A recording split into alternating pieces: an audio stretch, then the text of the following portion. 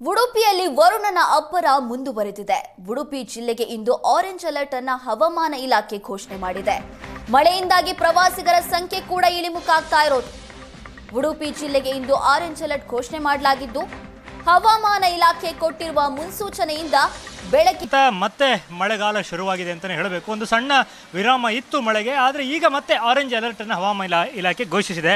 ನಾನೀಗ ಕೃಷ್ಣ ಮಠದ ಪರಿಸರವನ್ನು ನಿಮಗೆ ತೋರಿಸ್ತಾ ಇದ್ದೇನೆ. ಆರೆಂಜ್ ಅಲರ್ಟ್ ಇವತ್ತಿರುವಂಥದ್ದು. ಮುಂದಿನ 3-4 ದಿನಗಳ ಕಾಲ ಮಳೆ ಮುಂದುವರಿಯುತ್ತೆ ಅಂತ ಹವಾಮಾನ ಇಲಾಖೆ ಈಗಾಗಲೇ ಮುನ್ಸೂಚನೆಯನ್ನು ಕೊಟ್ಟಿದೆ. ಈ ಬಾರಿ ಅತಿ ಹೆಚ್ಚು ಮಳೆ ಆಗ್ತಾ ಇರೋದನ್ನು ನಾವು ಗಮನಿಸಬಹುದು.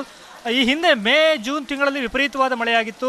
ಒಂದು ರೀತಿಯಲ್ಲಿ ರಾಷ್ಟ್ರದಲ್ಲೇ ಅತಿ ಹೆಚ್ಚು ಮಳೆ ಉಡುಪಿ ಜಿಲ್ಲೆಯಲ್ಲಿ ಬಿದ್ದಿದೆ ಅಂತಲೇ ಹೇಳಬಹುದು. ಆದರೆ ಆ ನಂತರದಲ್ಲಿ ಸ್ವಲ್ಪ ಮಳೆ ಕಡಿಮೆ ಆದಾಗ ಜುಲೈ ವೇಳೆಗೆ ಮಳೆ ತಗ್ಗಬಹುದು ಅನ್ನುವಂಥ ನಿರೀಕ್ಷೆ ಇತ್ತು. ಆದರೆ ಈಗ ವಾತಾವರಣವನ್ನು ನೋಡಿದರೆ ಕಳೆದ 2 ದಿನಗಳಿಂದ ವ್ಯಾಪಕವಾದ ಮಳೆ ಇತ್ತು. ಆದರೆ ಇವತ್ತು ಬೆಳಗಿನಿಂದಲೇ ನಿರಂತರವಾದ ಮಳೆ ಸುರಿತಾ ಇದೆ. ಕೃಷ್ಣಮಠ ಪರಿಸರವನ್ನು ನಾವು ನೋಡ್ಬೋದು.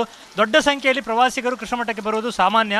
ಆದರೆ ಮಳೆಯಿಂದಾಗಿ ಬರುತ್ತಿರುವಂಥ ಪ್ರವಾಸಿಗಳ ಸಂಖ್ಯೆ ಸಾಕಷ್ಟು ವಿರಳ ಆಗಿದೆ. ಕನಕ ಗೋಪುರದ ಪರಿಸರ, ಅನಂತೇಶ್ವರದ ಪರಿಸರ, ಈ ಪರಿಸರವನ್ನು ನಾನು ನಿಮಗೆ ತೋರಿಸ್ತಾ ಇರುವಂಥದ್ದು. ಇಲ್ಲೂ ಕೂಡ ಭಾಳ ವಿರಳ ಸಂಖ್ಯೆಯಲ್ಲಿ, ಅದರಲ್ಲೂ ಸ್ಥಳೀಯರು ಮಾತ್ರ ಬಂದು ಕೃಷ್ಣ ದರ್ಶನವನ್ನು ಮಾಡ್ತಾ ಇರುವಂತಹ ದೃಶ್ಯಾವಳಿಗಳನ್ನು ಗಮನಿಸಬಹುದು. ಮಳೆ ಬರ್ತಾ ಇರೋದು ನೋಡಿದರೆ ಮತ್ತೆ ರೆಡ್ ಅಲರ್ಟ್ ಆದರೂ ಕೂಡ ಆಶ್ಚರ್ಯ ಇಲ್ಲ. ಈ ರೀತಿಯ ಮಳೆ ಇದ್ದಾಗ ನಾವು ನೋಡಿದ್ದೇವೆ ಸುಮಾರು 200 ಮಿಲಿಮೀಟರ್ವರೆಗೂ ಕೂಡ ಮಳೆ ಆಗುವಂಥ ಸಾಧ್ಯತೆಗಳನ್ನು ನಾವು ಗಮನಿಸಿದ್ದೇವೆ. ಕುಂದಾಪುರ, ಕೋಟ ಮುಂತಾದ ಪರಿಸರದಲ್ಲಿ ಸುಮಾರು 14 ಸೆಂಟಿಮೀಟರ್ವರೆಗೂ ಕೂಡ ಮಳೆಯಾಗಿದೆ ಅಂತ ಹವಾಮಾನ ಇಲಾಖೆಯ ವರದಿಗಳು ಹೇಳಿವೆ. ಆದರೆ ಈ ರೀತಿ ನಿರಂತರವಾಗಿ ಮಳೆ ಬಂದಾಗ ಕೃಷಿಗೂ ಸ್ವಲ್ಪ ಅನಾನುಕೂಲ ಆಗುತ್ತೆ. ಅಡಿಕೆ ಬೆಳೆ ಇದಕ್ಕೆಲ್ಲ ಭಾಳ ಸಮಸ್ಯೆ ಆಗುತ್ತೆ ಅನ್ನೋದನ್ನು ಕೂಡ ಕೃಷಿಕರು ಹೇಳ್ತಾರೆ. ಸೊ ಅತಿಯಾದ ಮಳೆ ಈ ಸಲ ವಾಡಿಕೆಗಿಂತ ಹೆಚ್ಚಿನ ಮಳೆ ಆಗುತ್ತೆ ಅಂತ ಹವಾಮಾನ ಇಲಾಖೆ ಮುಂಚಿತವಾಗಿ ಹೇಳಿರುವುದರಿಂದ ಜನರು ಕೂಡ ಮಾನಸಿಕವಾಗಿ ಒಂದಿಷ್ಟು ಮಳೆಗೆ ಸಿದ್ಧತೆಯನ್ನು ಮಾಡಿಕೊಂಡಿದ್ದಾರೆ.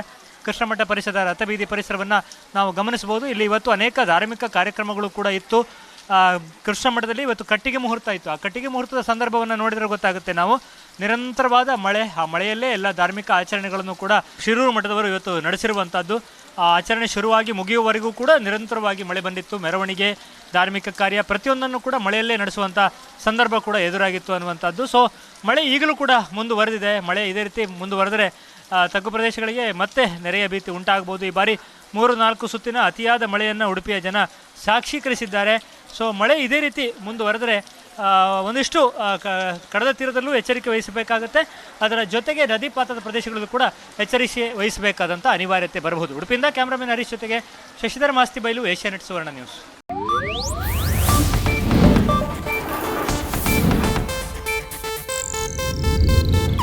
ಇದು ಏಷ್ಯಾನೆಟ್ ನ್ಯೂಸ್ ನೆಟ್ವರ್ಕ್ ಪ್ರಸ್ತುತಿ.